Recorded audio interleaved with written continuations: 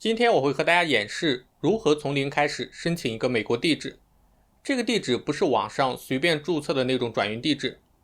相比转运地址，我今天演示申请的这个地址有以下两个优势。首先，这个地址是一个美国的私人地址，不是商业地址，也不是邮箱地址。商业地址也就是说，这个地址是一个办公楼、一个超市，或者说是一个转运仓。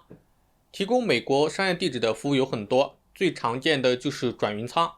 商业地址的优势是申请简单，费用低，适用于海淘。但是如果你想收银行账单、信用卡，或者是一些对地址限制比较严格的购物网站，那么商业地址显然是不行的。邮箱地址也叫做邮政信箱地址，这种地址一般在地址栏会带上 PO、BOX 的字样，它是一种存放在邮局里的私人信箱。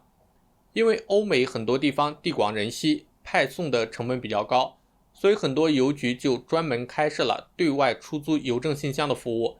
一些对隐私保护比较看重的人，不希望自己的住宅地址在购物的时候被泄露，就会租借邮箱地址，自己到邮局去取包裹。这种地址适合在美国的小伙伴使用，缺点就是同样不能收银行卡账单，海淘就更不合适了。而私人地址就是正常美国的家庭住址，这也就意味着私人地址不会存在任何使用上的限制，不仅可以收包裹，还可以收银行卡、银行账单以及任何金融机构的信件，甚至你还可以把它当做你美国信用卡的申请地址。我今天介绍的这个私人地址，除了这些最简单基本的功能之外，还提供相当多的增值服务。比如可以扫描收到的信件，然后把电子版发给我们，实体信件可以帮我们丢弃销毁，另外也可以把收到的包裹或者信件转寄到世界的任何地区，当然也包括中国大陆，甚至还可以替你代收代存支票。这样我想到了Velo华美银行账户被封后收支票的坎坷经历。如果我当时租借了这个邮箱，就可以让银行把支票寄到这个地址，然后使用支票的代存服务，把支票存入我美国的其他银行账户。好了，废话不多说，我们正式进入注册演示的教程。我会把注册的链接放在视频下方的简介栏里面，大家可以直接点击链接，跟着我的视频一起申请。同时也别忘了点击视频下面的订阅，点开小铃铛，这会对我有非常大的帮助。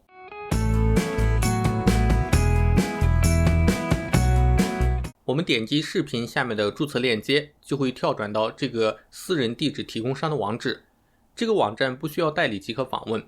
网站本身是英文的，我们可以用浏览器翻译一下。注册成功之后的用户界面是可以设置成中文的。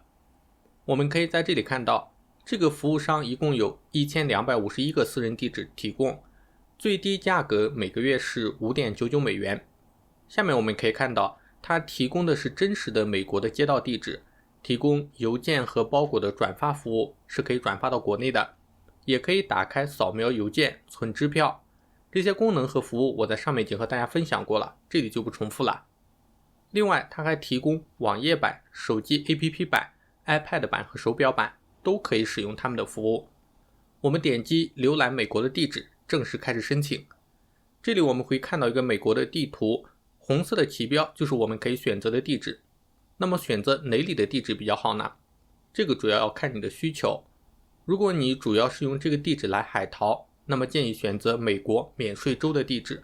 在海淘的时候可以省下一大笔的税费。美国一共有5个免税州，大家任选一个就可以了。比如我这边选择俄勒冈州的地址，我们直接点击这个地址的旗标，然后跳转到确认界面。我们先回到英文的界面看一下。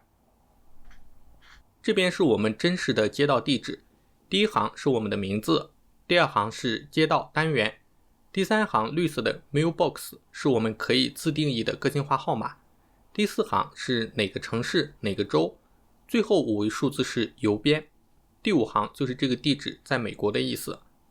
在下面是这个地址所提供的服务，我们看到这个地址几乎提供所有的服务，但是没有支票存款。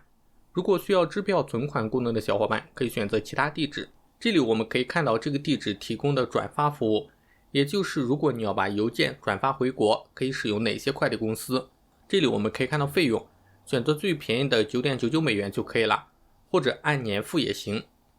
接下来我们看一下可以接受支票存款的地址，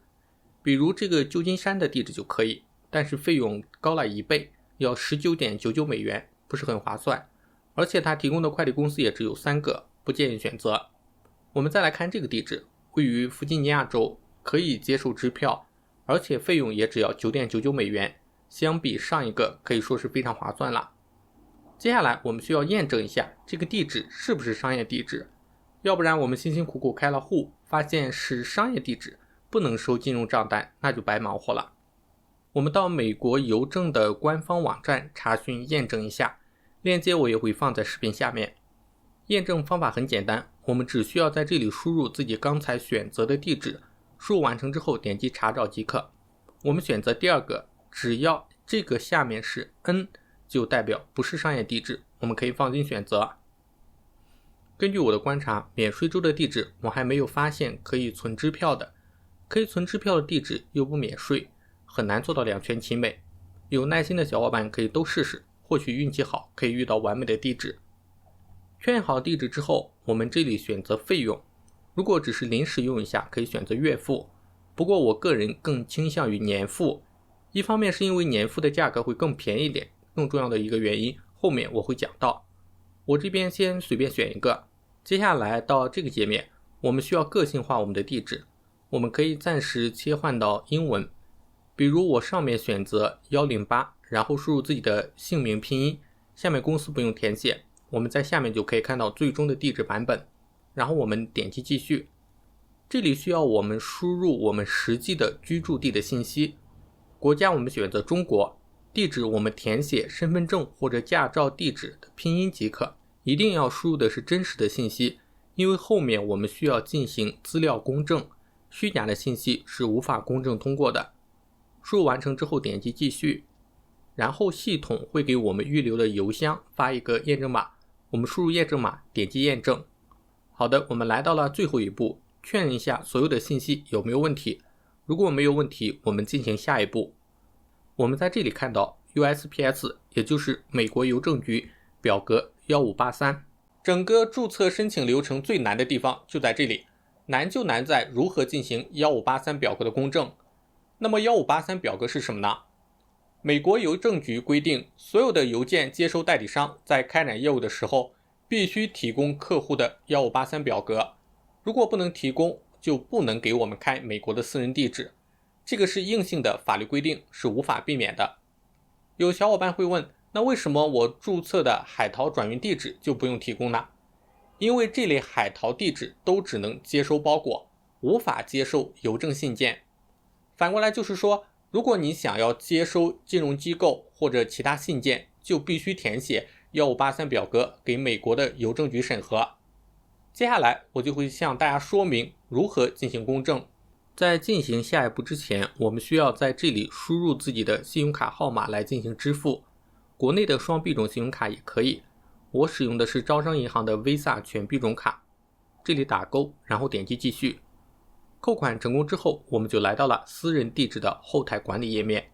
在首页这里，我们看到需要我们完成一下验证，我们点击这里，然后跳转到下一个界面。在这里我们需要进行1583表的公证，我们在这里可以看到公证所需要的证件，提供任意2个即可。这2个证件必须一个带有照片，一个带有英文地址。最简单的方法是准备好护照扫描件和驾照的英文扫描件。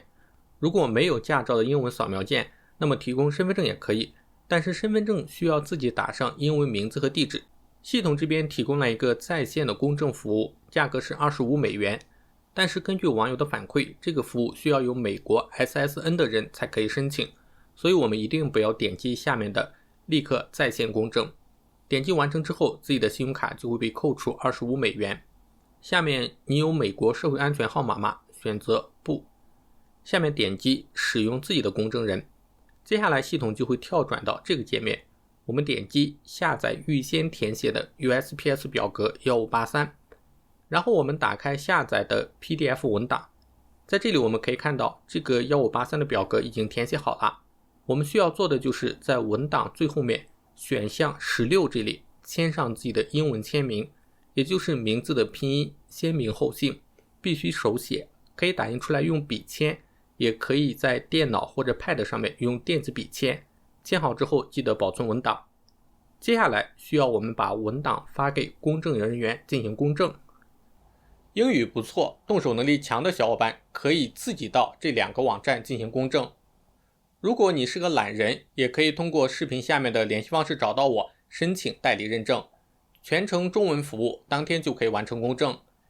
进行公证的费用从25美元到100美元的都有，最便宜的25美元一般都是美国本地的机构，可能会存在语言、流程等方面的不同。贵一点的一般是华人公证员，会提供中文服务，也会指导操作，大家可以根据自己的情况选择。因为公证费其实并不算特别便宜，这也是上面我建议大家选择年付的原因。毕竟大家都不希望花了大量的时间、精力和金钱申请的地址，用1个月就放弃了。长期拥有一个美国的私人地址，还是有很多可以挖掘的使用方法。公证完成之后，我们会得到一个经过公证员签名盖章的 PDF 文档。如果需要实体文档，也可以帮忙邮寄回国。我们回到这个界面，点击上传经过公证的 USPS 表格和 ID。我们需要上传3个文档，分别是经过公证的1583表，还有2个身份证明文件。上传完成之后，我们会收到等待审核的邮件，系统提示需要2到3个工作日，实际我1个工作日就完成了审核。审核通过后，同样会收到邮件提醒。接下来我们就可以登录邮箱来正常的收发邮件了。我简单演示一下。首先我们可以把语言设置成中文，我们点击设置，选择本地化，这边更改时区到北京时间，下面可以更改语言为简体中文。我们回到首页，这边界面可以看到我们收件箱的邮件数量、等待处理的数量、已经处理好的数量。下面是我们的私人地址，这里是客服的联系方式，我们也可以点击右下角联系在线客服。这边是邮件的一些功能，丢弃和销毁这里需要注意一下。丢弃就是说把邮件直接扔到垃圾桶，免费服务；销毁是把邮件粉碎后再丢弃，付费服务。如果一些有敏感信息的邮件，还是建议大家使用销毁服务。接下来是开票，这里我们可以看到我们现有套餐的项目以及每项增值服务的收费标准。设置这里我们可以看到转发地址这个选项，如果我要把邮件寄回国内，需要先在这里添加国内的地址，然后在邮件到达后联系客户操作转发。当然你也可以不联系客服，直接操作转发，但是这样就不能选择寄回国用什么快递公司，也不能选择便宜的运费，所以建议在操作转发前先联系客服，确定好快递公司和费用后再操作转发。下面授权收件人，不建议大家添加，因为每添加一个就要收取和月租一样的费用，而且还需要这个人进行1583公证，还不如重新再开一个账户。接下来是关闭账户，如果我们开通服务后又不想再用了，就可以直接在这里关闭账户，但是不建议大家这么操作。如果你开户不超过30天，而且还没有收过邮件，可以联系客服申请退款，你直接关闭就不会有退款。如果你开户没超过30天，但是已经收过邮件，那就无法申请退款了，这里需要特别注意。另外需要注意的是，如果你想用这个地址来接收 Google AdSense 的 PIN 码，官方有明确的提示，可能会有收不到的风险。也就是说，用这个收 PIN 需要看运气。如果你有这个计划，建议选择可以收支票的地址，成功的可能性会更大。以上就是本期视频的教程内容，如果大家有什么疑问，欢迎在下面给我留言，我看到会一一进行回复。如果需要1583公证，也可以通过电子邮件联络我，邮件地址也可以在视频下面的简介栏找到。觉得本期视频对你有帮助的话，欢迎点赞、订阅、转发，这就是对我最大的支持。那我们下期再见。